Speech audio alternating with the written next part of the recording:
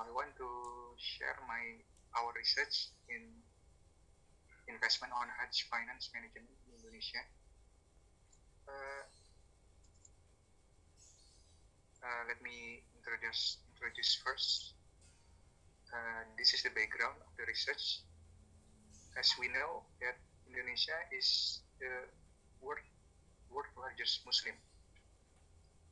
You can see that the world Muslim population is around 200 million in Indonesia, and Indonesia is also 88.2% in Indonesia is Muslim. So this is the big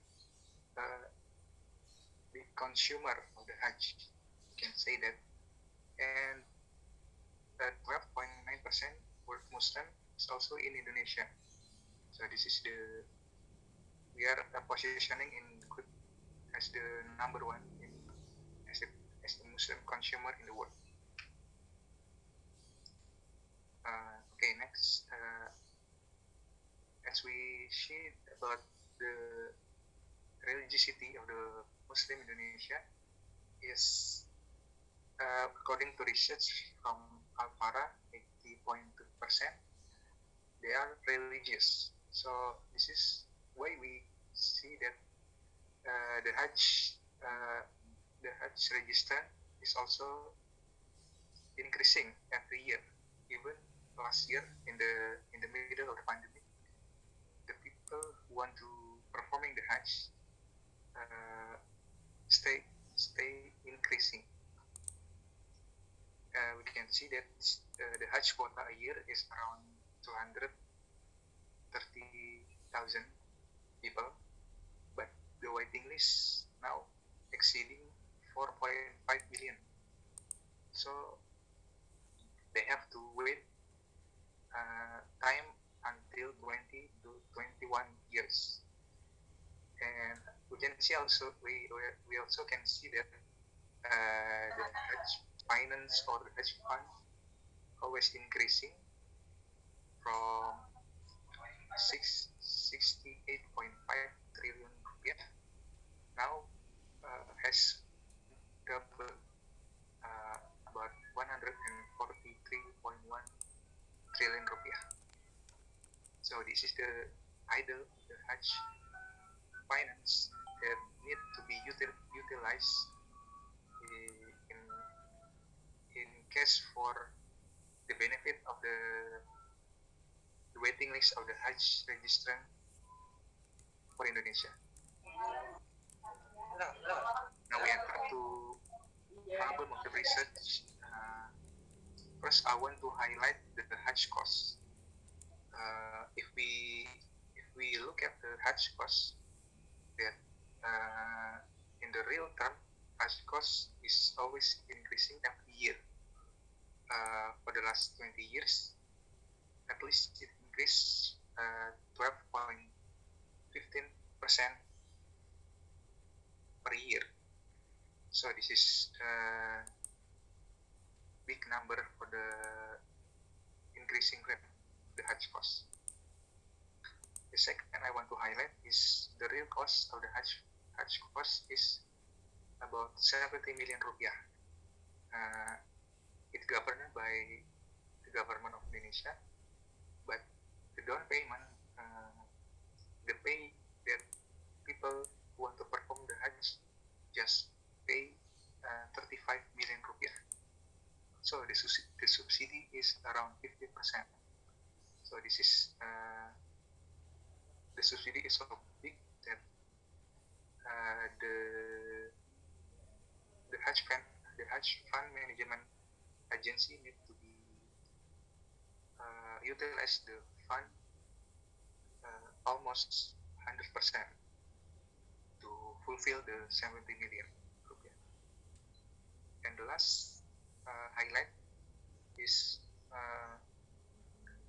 around 46% of the Hajj cost is exposed to airline costs, such as the flight costs and the transportation costs that we also using 86% using forex or foreign exchange, such as the dollar and Saudi riyal.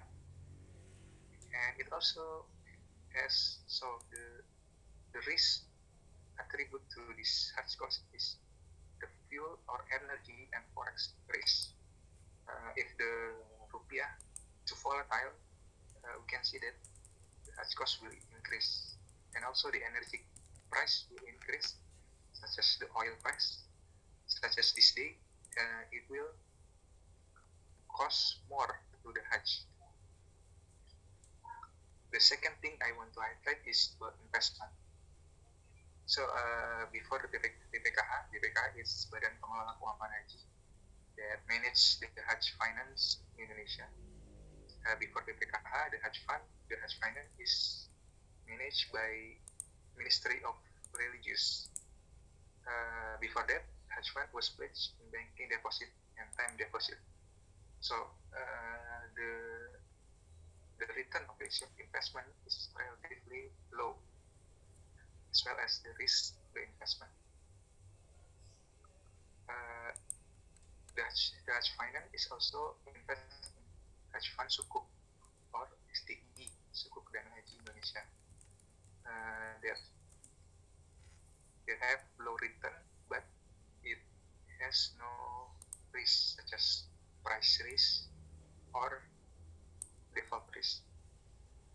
And the second is in the beginning, BPKH start to, in the beginning of BPKH management, BPKH start to invest in tradable Sukuk, so Sukuk government that no longer to be held to maturity, but also you can also trade the Sukuk in the secondary market, in financial market, and the corporate Sukuk also to be considered to be invest, as well as the mutual fund.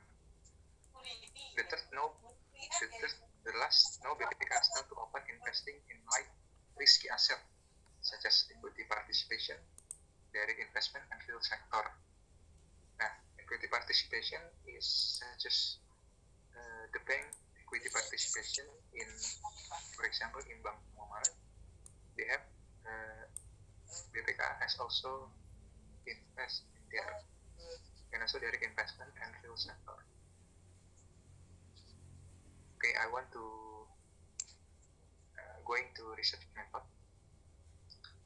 Our research is pretty simple, using multiple linear regression analysis, using the OLS, ordinary least square. And the classical assumption test is something to be done first, such as normality test, multi-call test, heteropedagogy test, and autocorrelation test. And also we do the hypothetical test, such as t-test, f-test, and also the last we use structural change test using Chow breakpoint test. This is our analysis and the result. This is our model. You can see the model that the dependent variable is hedge finance. So we take a look to analyze what influence the hedge fund. We have 4 variable here. The SBSN is Sukuk Negara, and the corporate Sukuk, and the Islamic banking asset. These 3 variables is represent the investment factor that I described in the beginning of my presentation.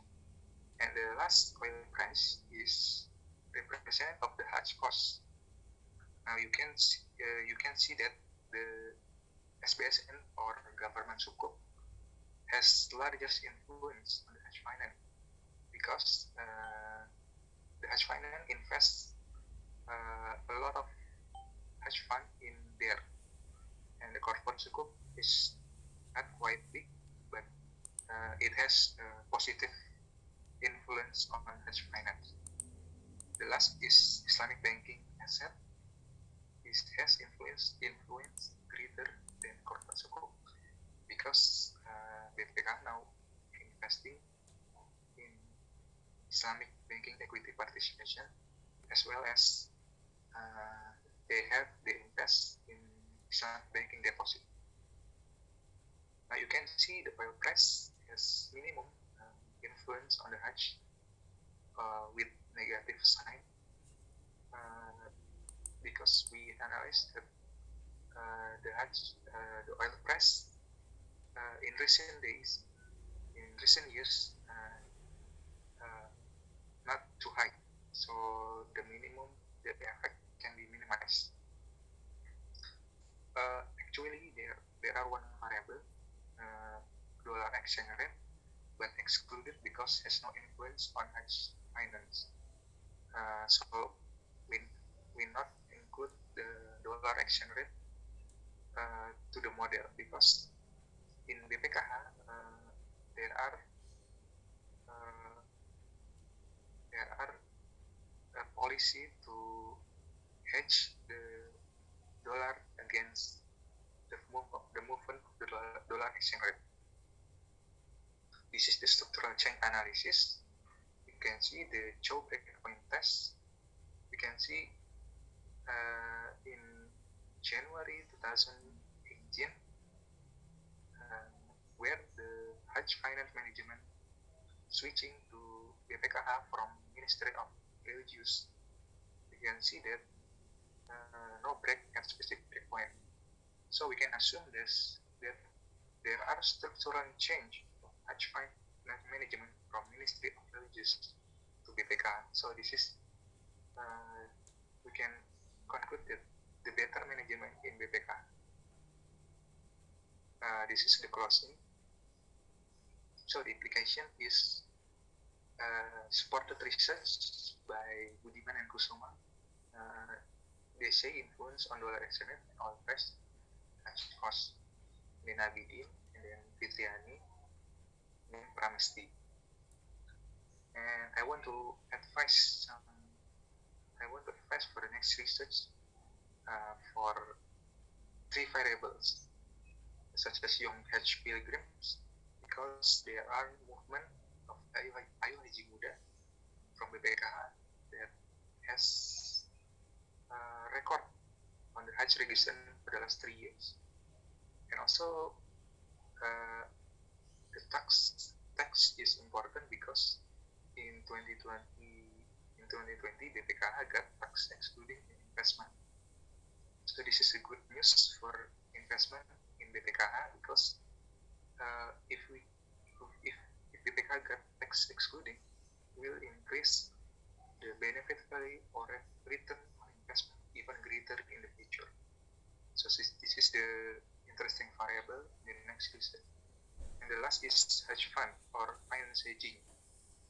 Although BPKH has policy to hedge the exchange rate, but the hedge instrument is not so widely used in terms of